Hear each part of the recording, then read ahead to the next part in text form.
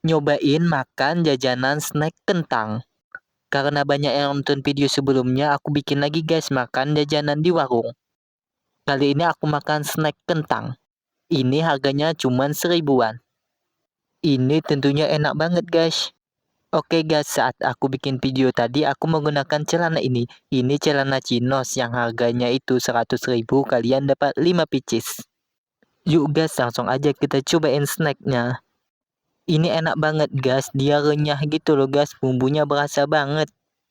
Dan untuk snack ini aku kasih rating 8/10. Komen dong guys, besok aku bikin makanan apa lagi nih?